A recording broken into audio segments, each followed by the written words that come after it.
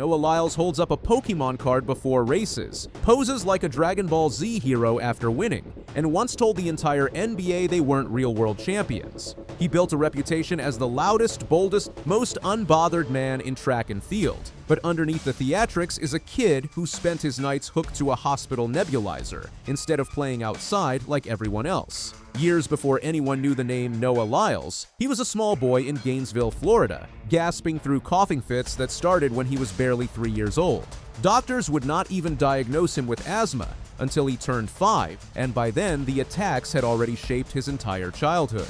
He was born on July 18, 1997, to Keisha Kane Bishop and Kevin Lyles, two sprinters who met while competing for the track team at Seton Hall University.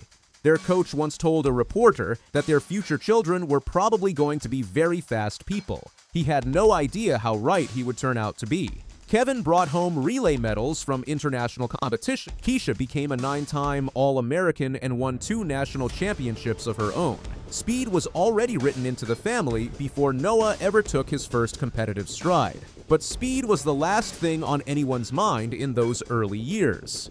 Lyles could not join his friends in gym class or on the playground because his lungs simply would not allow it. He spent countless nights in the hospital, hooked up to a nebulizer while machines controlled his breathing for him. He has since described his childhood cough as sounding almost like a bark, loud enough that strangers sometimes mistook him for a dog rather than a sick little boy. He did not get to play organized sports until he was around 7 or 8 years old. And even then, his mother could not risk stuffed animals or dusty toys in his room because anything that collected dust could trigger another attack.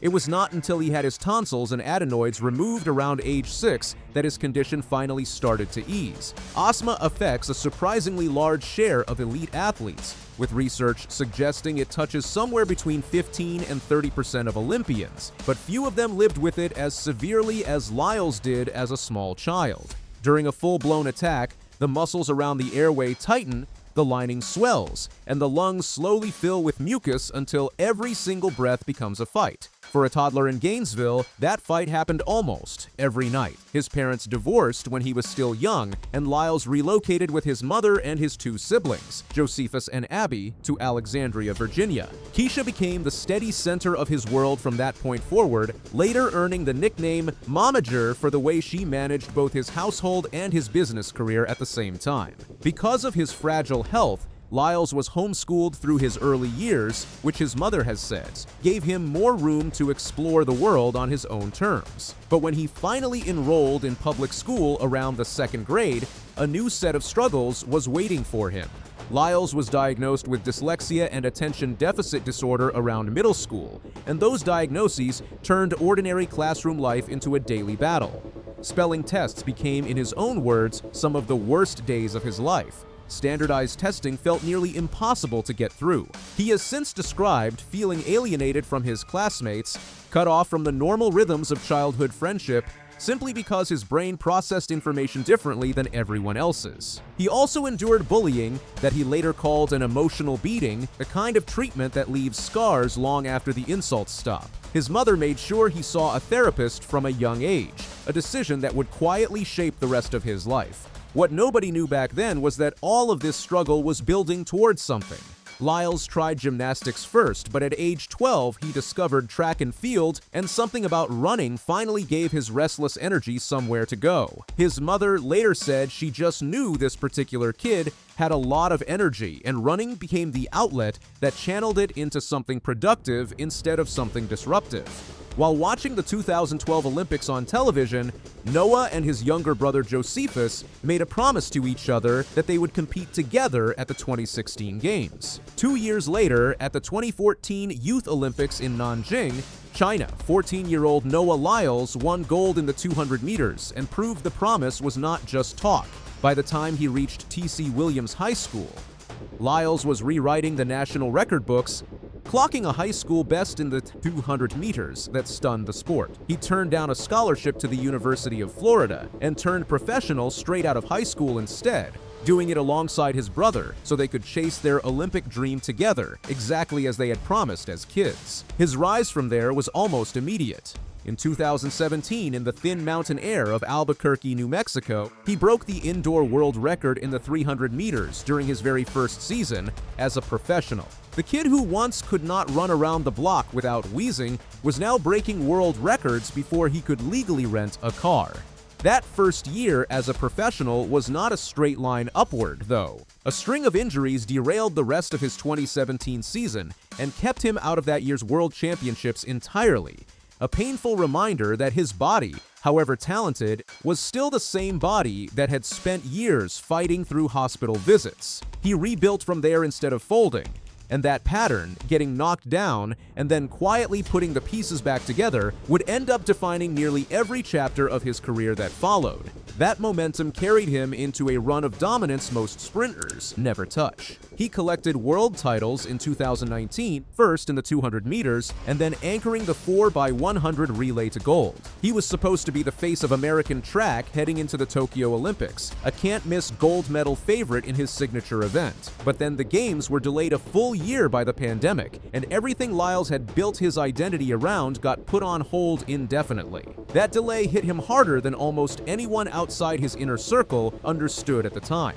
The isolation of lockdown, combined with the trauma of watching George Floyd's murder ripple through the country in the summer of 2020, pushed Lyles into a depression he could not train his way out of. Track meets he had spent years building toward simply vanished from the calendar, leaving him alone with his thoughts for the first time in his adult life. He has said he kept thinking that could be me, the same fear so many people around him were carrying that year. In August of 2020, with major meets canceled and his sport frozen in place, Lyles made the decision to start taking antidepressant medication, and he chose to announce it publicly instead of hiding it the way so many athletes are quietly pressured to do.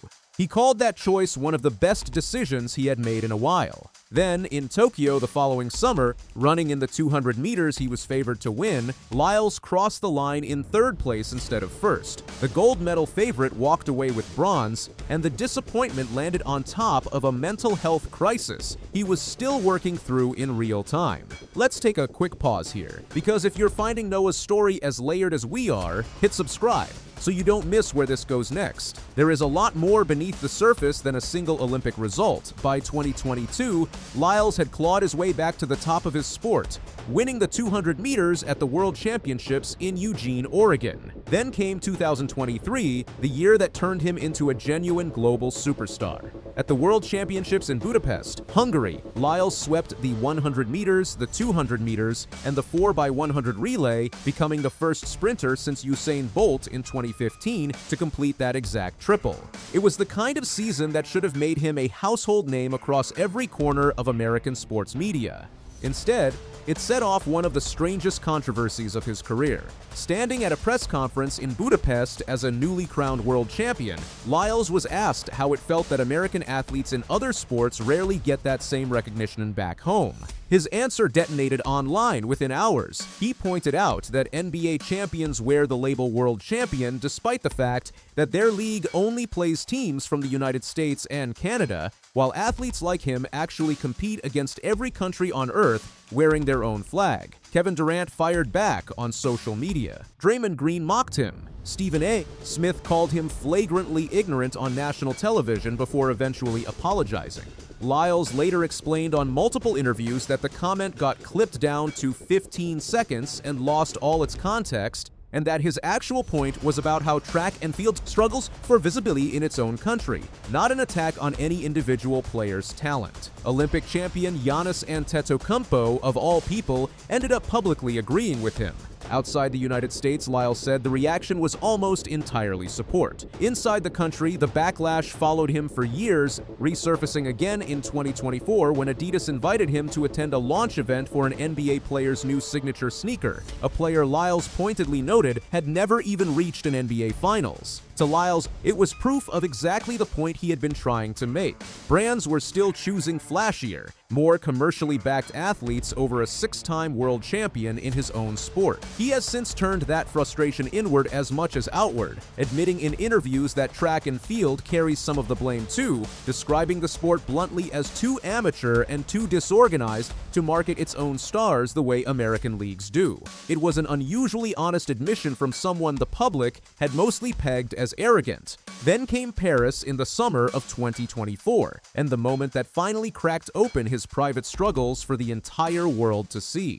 In the men's 100-meter final, Lyles crossed the line in a virtual dead heat with Jamaica's Kishane Thompson. The two men separated by 0.005 of a second in what many called the closest finish in Olympic history. Lyles took the gold. Moments after the result was confirmed, he posted a message to the world that stripped away every bit of the showman persona people thought they knew. He wrote that he had asthma, allergies, dyslexia, ADD, anxiety, and depression, and that what you have does not define what you can become. It was the same fight he had been quietly waging since he was a coughing toddler in Gainesville, now broadcast to a global audience in real time. 4 days later, that same fight nearly broke him in public. Lyles tested positive for COVID-19 ahead of his signature event, the 200 meters, the race he had been chasing goal blitzing since Tokyo robbed him of it. He chose to compete anyway. He finished third, collapsed at the finish line, and had to be wheeled off the track in a wheelchair in front of a stunned stadium. The bronze medal he walked away with told only half the story.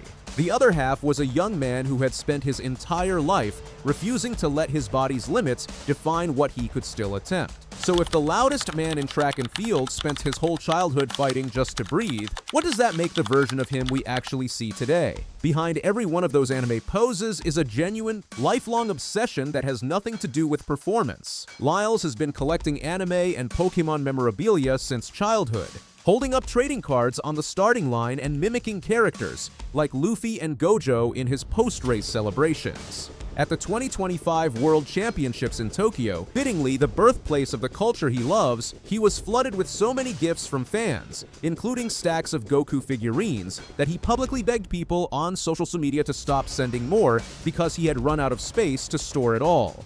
That same devotion showed up in the most personal moment of his adult life. In April of 2026, Lyles married fellow Olympic sprinter Junelle Bromfield of Jamaica in a wedding themed around their shared cultures, featuring custom suits lined with each groomsman's favorite anime character and a proposal speech that opened with a passage from the Bible. Before the ceremony, he gifted her a rare Pokémon card, along with a handwritten letter comparing their bond to two Pokémon who grow stronger the longer they stay together. The two had actually known each other for years on the track circuit before Bromfield reached out through an Instagram message back again 2018, a friendship that slowly turned into a partnership between two people who understood exactly what the sport demanded of each other. Even on his own wedding day, the showman instincts never fully switched off. When he saw Bromfield in her dress for the first time, his reaction, caught on camera by their photographer, was less swept off his feet and more mild confusion about how anyone was supposed to dance in that much fabric, a small unscripted moment that made him look far less like an untouchable Olympic champion, and far more like an ordinary guy stumbling through his own wedding day. His mother remains the anchor through all of it. Keisha Kane Bishop still manages his business deals and public engagements today, and Lyles has openly credited her bounce-back ability philosophy, something the family simply calls BBA, as the mindset that carried him through asthma attacks, learning disabilities, bullying, a global pandemic, and an Olympic collapse that played out in front of the entire world. By 2025, Lyles was still rewriting history on the track. At the World Championships in Tokyo, he defended his 200-meter title for the fourth consecutive time, making him the first man since Usain Bolt to accomplish that feat, and he anchored the American relay team to gold in the 4x100. He did lose his 100-meter crown that year to Jamaica's Oblique Seville, proof that even a legend this dominant cannot win every single race forever.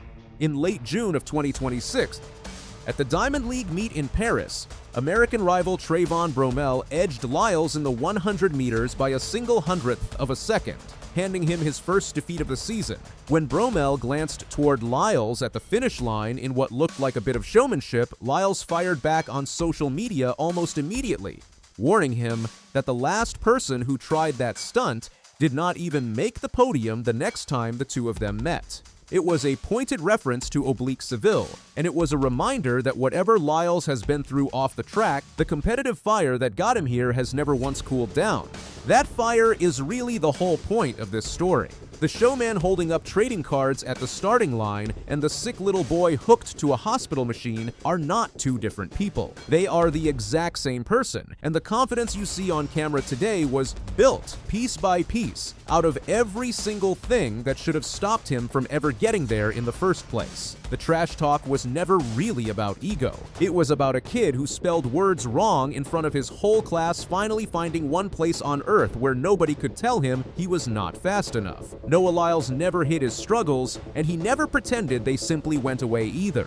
He built a career loud enough that the world had no choice but to listen, and then he used that platform to tell people exactly what he had actually survived to get there. If this side of Noah Lyles surprised you, imagine what else gets buried behind the athletes we think we already know.